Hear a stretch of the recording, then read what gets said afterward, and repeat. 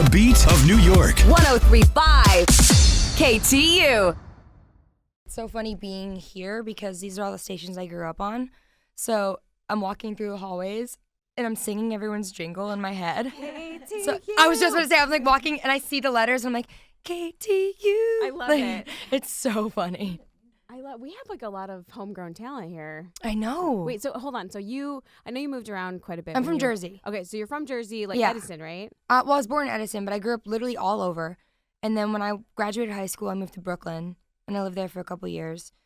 Hence Halsey. Halsey. That's where it comes from.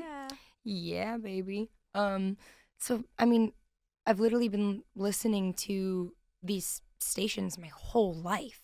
So, like, when I come into, like, literally sit down and talk about my song that I wrote that KTU is playing on the radio. Isn't that crazy? It's insane. That's like a real good indicator of like, I made it. Oh my right? gosh. Is that like one of your biggest I made it moments? Totally. Like, doing radio interviews all over the country is never not cool because you're like, wow, people are listening to my music. That's sick. But doing it with the stations you grew up listening to and remembering being like 9 years old in the car with your parents, like, And trying to win tickets. Yeah. For, like, Oh Britney my. Spears. Stop. You have no idea how many days I fake sick to stay home from school and call in. But like to hear it and to know that there's some kid out there who's like just like you, like a young kid in the backseat of their parents' car listening to your song, and you just think like, I wonder what you're gonna grow up and be. Wow. It's like so It's like nostalgic surreal. and surreal. Yeah, it's crazy. So first off, congratulations on your new song, which Thank I'm you. obsessed with. I went through a breakup over the summer, so like I've had it on repeat, Girl. and I'm like, oh my god, yes. I'm like, yes, Halsey knows me. Oh man. So I know you were actually supposed to take a break. Yeah. Before. So like, what happened? Like, Oh, okay, yeah. So here's the story. I was supposed to take a break, and then I wrote Without Me, and I was like, I can't wait to put this out. I can't hold on to it. I don't know how I'm going to feel in 6 months. I don't know how I'm going to feel on this next album, but I know how I feel right now, and it's this song. So I need to put it out. And I'm so happy I did.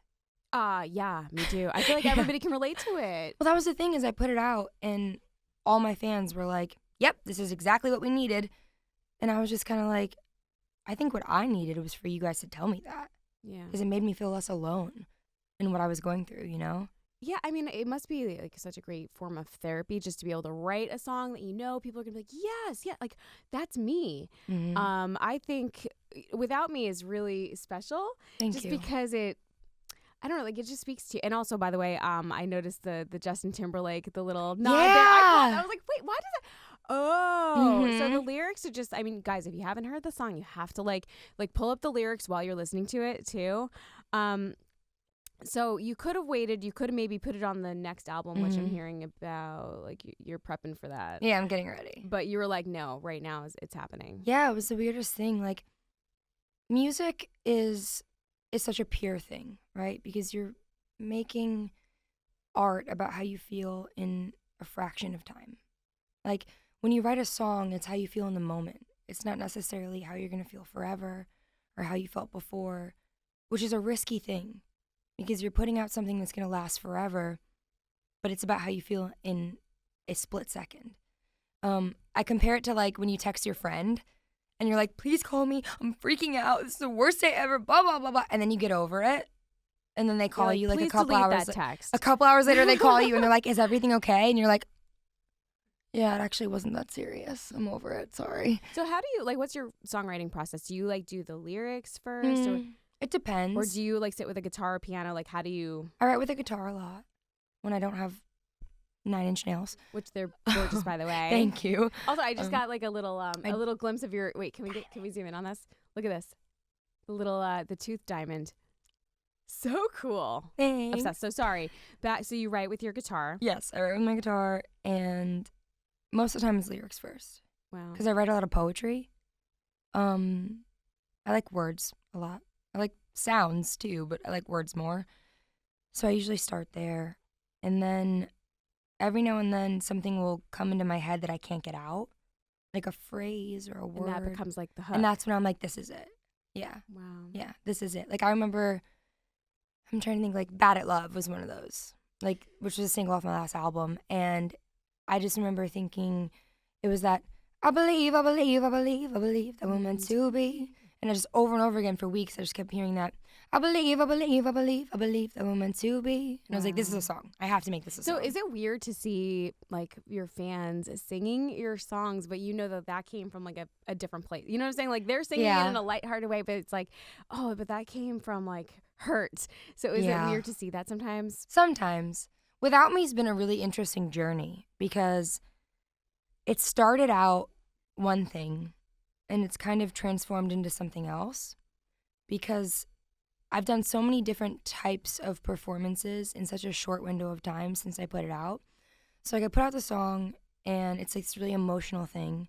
And then I put out the video, which is even more like invasive and authentic. And then I did the EMAs and I did this performance where I was like chained to the middle of the floor and it was raining and I was trapped in this glass box and everyone was looking at me. It was so emotional. And then you moved to like Victoria's Secret fashion show. Right. And I was going to ask you about that. So what people don't know is it actually filmed yesterday. Yes. And it airs December 2nd. Yeah. My birthday. Oh my gosh. Happy early birthday. Really early, yeah. So I'm so excited because and this is like the first time they brought it back to New York or actually back to the United States. Cause it's been away. So this is cool. And you're like, you're pretty much a New Yorker, New Jerseyan, and it's back. Like, what's that process like? Because that's fun. Like that's a lot of sit-ups. Lots of sit-ups. I never realized, and I love that you're short too, because like I saw a picture of you on Instagram next to Bella Hadid. I know. I'm like, man, she's like really tall, or Halsey's really short. Dude, I like forget how short I am because I feel like I think I'm tall. Because you're like in a personality amazing thing. shape and you're so proportional. So like if you see a picture of you just by yourself, you're like, wow, you could be a model, like one of those runway models. But then you realize how short I am. And I'm like, well, we should start a thing, I'll tell you what, I have really long legs and no torso. Just none. I'm literally. That works for modeling. I'm like legs and a neck. That's my whole body. My pants end where my bra starts. Speaking of bras, by the way, did you actually get a glimpse of the $1 million? $2 million. $2 million. Oh my God. Elsa, and it was during my segment. So is the tooth diamond is it like a little scrap that fell off the bra? I wish. No, Elsa walked during my segment. So she closed my, I don't know if I'm going to say this, but I'm going to say it anyway. No, tell us. She closed my segment with the fantasy bra.